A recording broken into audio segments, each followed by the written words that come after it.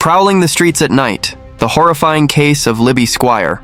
On a freezing Thursday night in January 2019, Hull's student quarter pulsed with the usual energy of bars and clubs. Among the crowds was 21-year-old Libby Squire, bright, witty, and beloved. She'd been enjoying drinks with friends after a week of university lectures, expecting nothing more than laughter and a good night's sleep.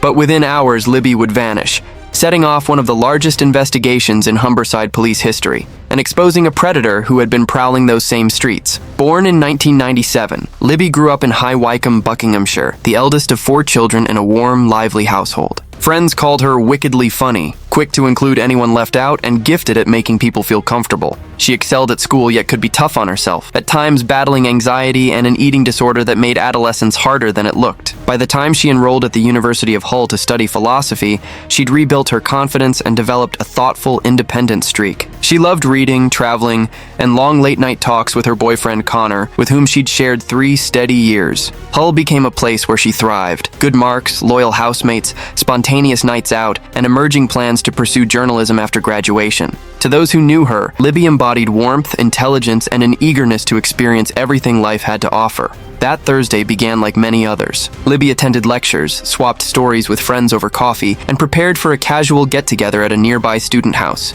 By 10 p.m., she texted Connor goodnight, leaving her phone behind so she wouldn't lose it on the dance floor or risk damaging it in the crowd. At 11:20 p.m., CCTV showed Libby and friends arriving at the Welly nightclub, a familiar haunt for Hull students.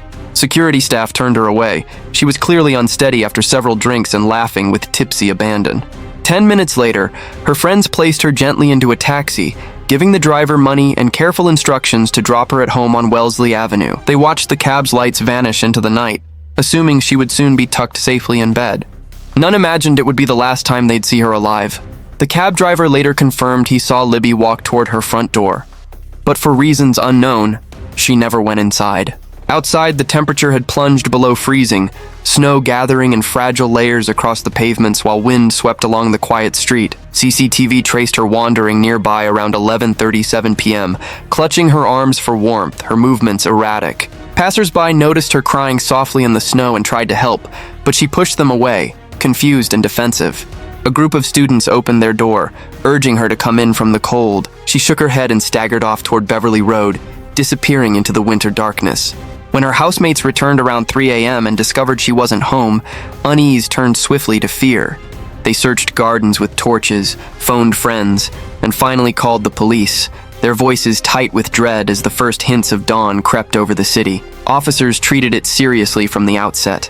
She's a lovely person, and it's so out of character for something like this to happen. Please come home. We know we love you and all the support. There's over 200 people in there for you. Please come home soon. Friends insisted she'd been happy and thriving. This wasn't a runaway. Soon, hundreds joined searches. Fellow students, coast guards, and volunteers combing riversides, alleys, and frozen fields in bitter winds. Posters went up across campus, and vigils were quietly planned as hope and fear warred in people's hearts. Door-to-door inquiries turned up little. CCTV became detectives' lifeline. They followed Libby's steps frame by frame until a chilling clue emerged.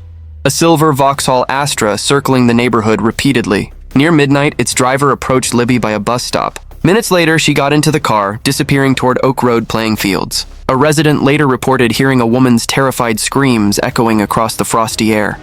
Police traced the Astra to 24-year-old Pawel Relowicz, a married butcher and father of 2 from Poland. To his neighbors, he appeared pleasant, a man who baked bread, enjoyed football, and chatted amiably about gym routines. Yet investigators soon unearthed a double life. A string of voyeuristic break-ins, theft of women's underwear, lewd acts in public, and escalating sexual offenses committed in the shadows. Knowledge you have about the disappearance of Libby Squire. Ja mogę powiedzieć wszystko tak jak było od początku. I can only tell you how things happened from the beginning. When questioned, Relowicz admitted picking Libby up, but insisted he was simply helping an intoxicated young woman, claiming he'd left her at the playing fields before going home to watch pornography.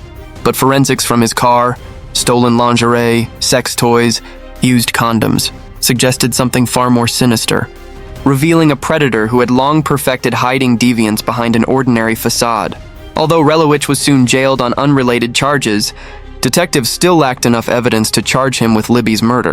We did discover a mobile phone, which despite analysis has not provided any further insight. Her family endured a tormenting vigil as divers combed icy rivers, police searched culverts and ditches, and volunteers walked frost-bitten paths calling her name. Candlelit vigils illuminated Hull's streets, while handwritten tributes and flowers surrounded photographs of the smiling student. Then, on March 20th, a fisherman discovered a body tangled near reeds in the Humber estuary. A delicate necklace engraved with the letter L confirmed the family's worst fears. Decomposition obscured an exact cause of death. Drowning or asphyxiation were both possible, yet DNA proved Libby had been raped. Investigators believed Relowicz assaulted her on the fields, then forced her into the freezing River Hull, watching silently as she drifted away into the darkness. Over months, police analyzed thousands of CCTV clips, mapping every move Relowicz made that night. Cameras showed him circling residential streets, then returning to the fields hours later, likely to hide evidence or ensure Libby wouldn't be found.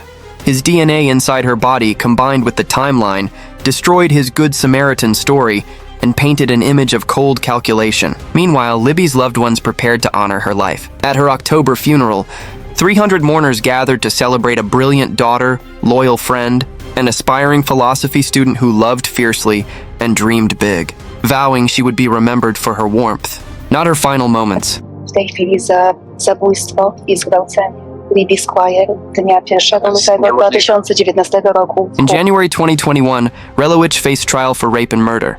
Prosecutors described a predator escalating from voyeurism to lethal violence, hunting for a victim that night.